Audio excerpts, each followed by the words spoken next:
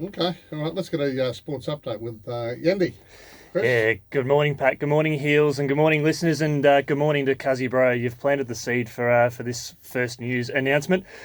Something with a bit of a twist. Squash Australia announced its World Doubles Championships teams to take on to head over to Scotland on April 5 to 9. So the men will be represented by Zach Alexander, Ryan Cascali, Rex Hedrick, and Reece Dowling. From the women, Donna Lobban, Rach Grinham, Alex Hayden and Jess Turnbull. And most of those players that will be representing Australia are also local to Queensland as well. So we'll be following that with great interest. And Now, you're a squash player, right?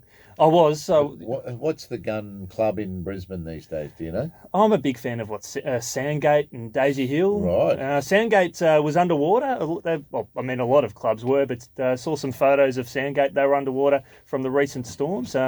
Daisy Hill has done a tremendous job up here in producing quality young talent. So they've got some great facilities there under Brad Hindle. So, there's some really good ones there in that local Brisbane area.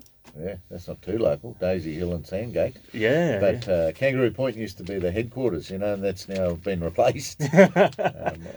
So squash. And so is that a doubles tournament in Scotland? It is world squash doubles. So the last time they were held was at the after the Commonwealth Games here down in Brisbane, actually. So Squash Australia, on the back of the Commonwealth Games, we talk about the benefits of some of the these massive world events taking place. Squash Australia inherited 6 world squash courts because of that, the world quality courts that built the National Squash Centre down in Carrara. So that's where the World Doubles were held. They were originally going to be held there again. We're going to hold the World Juniors there last year, but COVID's sort of thrown that out. So this is the first major event that will take place for World Squash around the world, and it'll be happening in Glasgow next month. So that'll be great. And I know Cozzy Bro's listening. Paul Cole's just sawed his way to world number 1 there, so at least New Zealand have got something over us. But we've got some good young talent coming through, and I'm riding Alex Hayden's bandwagon. I think she's about 20 years old, and she's going to be a star for the future of squash in Australia.